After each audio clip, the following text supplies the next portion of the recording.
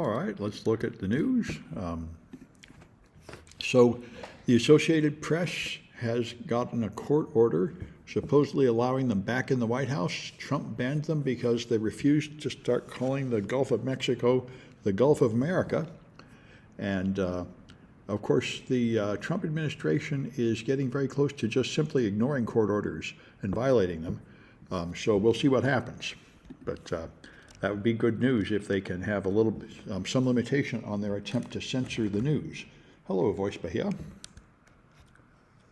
Voce Bahia. Anyway, this one's pretty hilarious. You know, Elon Musk is a video gamer, but he's not a very good one, and he actually paid somebody to play the game for him, to level him up to a higher level, and then recorded videos and claimed that was him playing when it wasn't, and got caught by the gamers. So while on his private jet, he connected through Starlink to the game and tried to play at a high level and couldn't handle the play at the high level, and making a fool of himself, and was incredibly mocked and abused by people.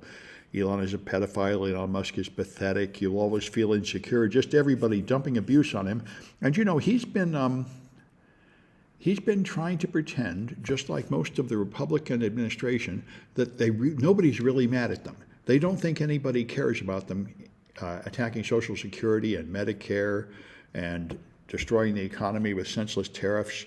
They think everybody loves all that, and everybody who complains about it is a paid agent of Soros, which is ridiculous. So anyway, he finally just rage quit the stream. So, you know, I think this tariff thing, where they trash the stock market, may perhaps cause some of them to actually admit that what they're doing is unpopular. We'll see. So I'm surprised to see this. I know friends that have already abandoned their old Windows 10 machines and bought new machines for Windows 11, which is, of course, what people want you to do. But apparently, this source anyway claims that Microsoft has modified it, so now you can put Windows 11 on old machines that had previously been blocked. So I don't know if that's true. If anybody's got old machines they're trying to do this on, I'd be interested to see if it works. Did you hear that the Supreme Court 9-0 ordered that the man they deported be put back on U.S. soil? Well, I heard that, and then I heard that mostly they considered to have won.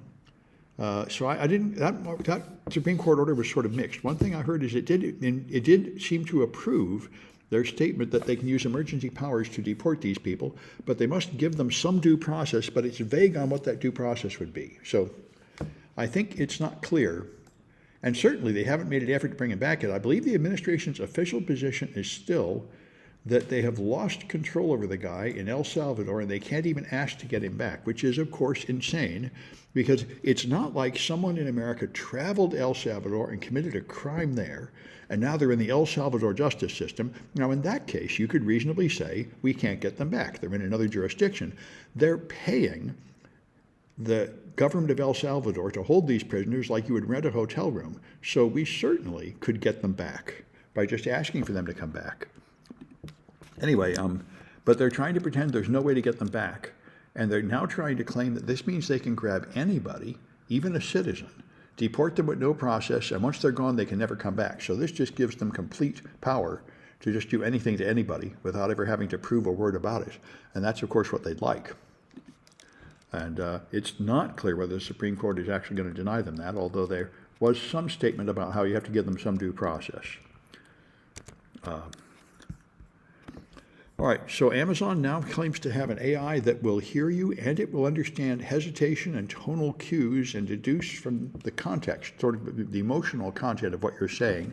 So that sounds like it would be useful for things like online telephone help agent and stuff. If it works, it might work.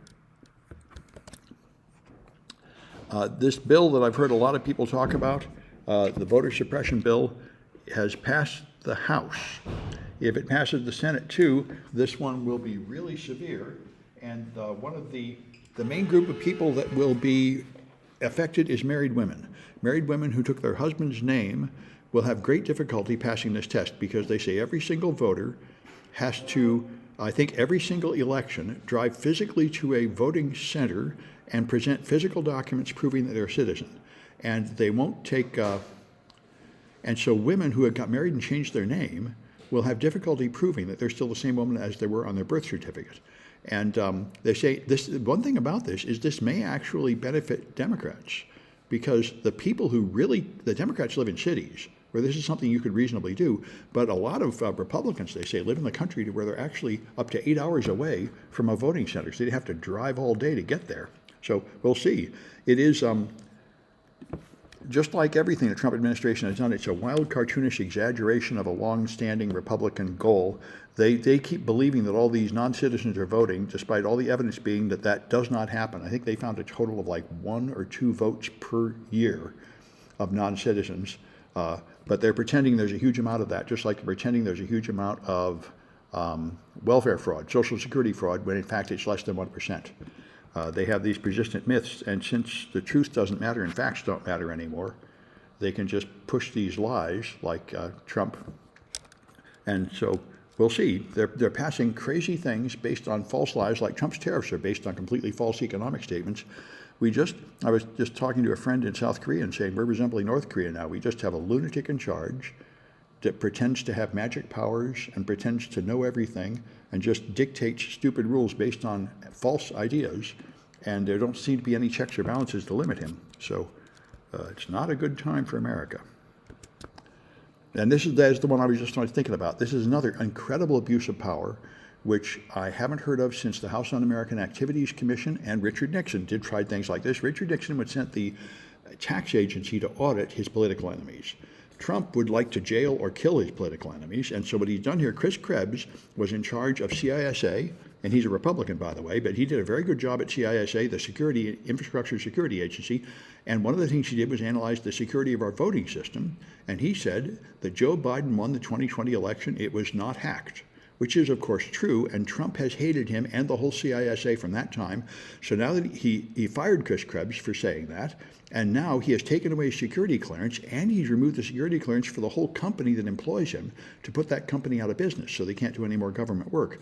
So this is the same kind of abuse of power he's using to try to crush any law office that dares to take the other side from him in any case, which is very much like North Korea dictatorship stuff. I mean, as you know, in court, everybody should be allowed to get a lawyer. Even if you don't like them, they get a defending lawyer, and you don't blame the lawyer. Lawyers have to take cases. They're often assigned by the court to take a case whether they like it or not.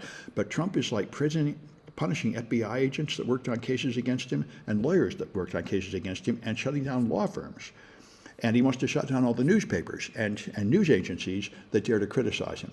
So this is not American at all. Donald Trump is like any other dictator. He does not understand our system. In our system, the president is not a king with ultimate power.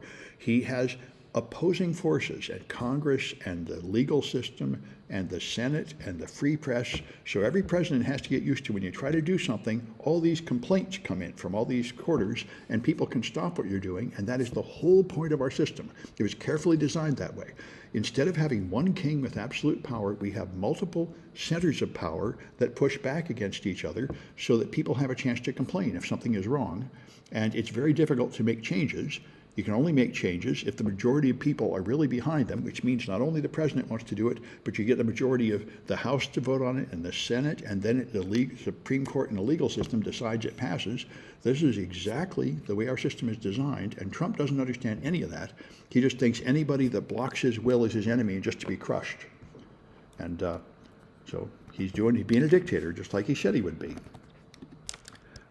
Anyway, so they're trying to, what happens is there's something called the White House press pool, where they report what questions were given and what answers were given, and they issue an official list, but now they're removing the ones they don't like from that list. Of course, the press has their own independent ones, so they can tell this is happening, but this is just more of his attempt to control the narrative and turn all the press into propaganda. So they'll just say nice things about him. And Facebook, just like almost every large company, certainly every large company run by a billionaire in America, is just kowtowing to Trump and moving his. So now they're taking their llama model and moving it to the right. They want to present both sides on controversial issues like whether vaccines work, whether there's global warming, whether Biden won the 2020 election, that sort of thing. There's MSNBC, Morning Joe is trying to do this. Our Governor Newsom is trying to do this. We have right-wing party that is just pushing absolutely false nonsense, and they're trying to pretend that there is some middle ground between the truth and lies. They want to have half lies. They imagine that if they move in the middle, they can please the people on the right, and they don't understand. This is a time of battle. You can choose one side or the other. If you sit in the middle, everybody will hate you. That's a very fundamental principle. Our governor doesn't understand that, and apparently Facebook doesn't understand it either. They can become like Grok AI and just be 100% right-wing lies, and then they'll please the people on the right. But putting in, 20% right-wing lies instead of 10% right-wing lies is not going to win them anybody. Anyway, that's enough of the news. News is not very good lately.